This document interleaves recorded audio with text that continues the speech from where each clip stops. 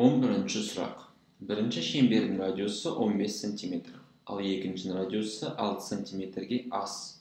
Екі шеңбердің ауданының айырмасын табыңыз. Сонда бізде бірінші шеңбердің радиусы берілген 15 см-ге тең. Радиус 1 деймін, мына жақта ол 15 см. Радиус 2, мына жақта дейді, бізде радиус 6 см-ге аз, неге қарағанда бірінші шеңбердің радиусына қарағанда. Сонда 15 азайту 6 тең болады 9 см. Ол екінші шеңбердің радиусы.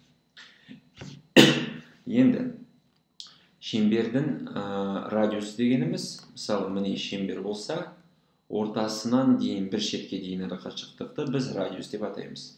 Бізде екі әртүрлі шеңбер. Біріншісі ол үлкен, екіншісі одан кішірек. Енді кез келген шеңбердің ауданын табу үшін біз осы формуланы қолданамыз. Пи көбейтілген радиустың 2 дәрежесі. Ауданын табу үшін осы формуланы қолдану керек. Осы жердегі пи саны мына жақта берілмеген болса, пи саны тұрақты сан 3,14 деп қабылдаймыз. Берілмеген кезде осылай оны қабылдау керекпіз. Енді бірінші шеңбердің ауданын табу үшін, осы дөңгелектің ауданын табу үшін, бір дейміз мына жақта 3,14 көбейтілген радиустың 2 дәрежесі. Ол 15-тің 2 дәрежесі. Бұлай болады. Және мына амалды мен мына жақта орындамай қалдыра саламын. Енді екінші шеңбердің ауданын табайық. Ол қалай шығады бізде? Екіншінің радиусы осындай. Біз 3,14-ті көбейту керекпіз оның радиустың 2 дәрежесіне. Ол 9-ның 2 дәрежесі. Енді қараңыз, не үшін мына жақта мен көбейтпеймін? Осы жерде мына саны ол пи. Мына жерде де пи берілген.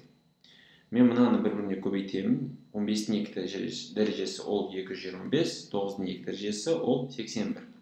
Мына жаққа бұлай жазамын, қараңыз. 225 көбейту 3,14. Амынан жазам бұлай 81 көбейтілген 3,14. Негізі мына амалдарды орындап, кейін азайтсам болады. Бірақ мен қалай жасаймын?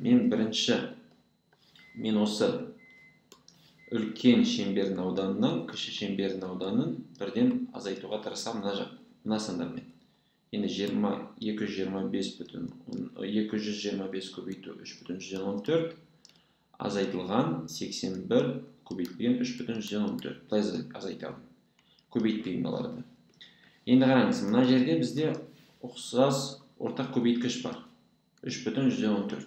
Сол ортақ көбейткішті жақшаның сыртына шығарсақ, бізде бұлай шығады. Бұлай бөлек жазамын. 3,14 көбейтілген 225 азайту 81. Сонда мына жақта бізде шығады. Тең 3,14 көбейтілген осы жерде 144. Және енді осы амалды мен орындаймын. 3,14-ті көбейткенде 144-ке амалдасын орындайық.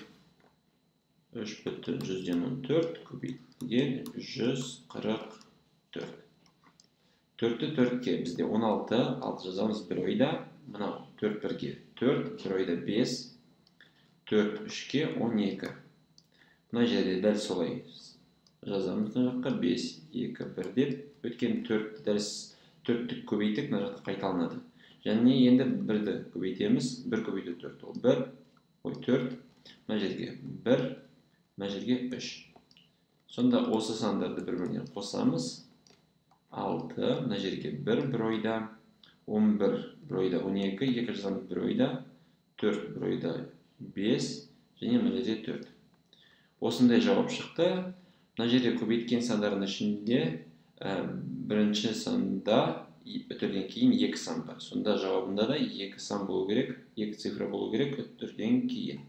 Өтіріміз осы жерге келеді, 452,116. Сонда жауаптардың ішінен осы 452,116 санын іздеу керекпіз. Сантиметр квадрат, өйткені ол бізде аудан. Жауаптардың ішінен С жауабы бізде дұрыс.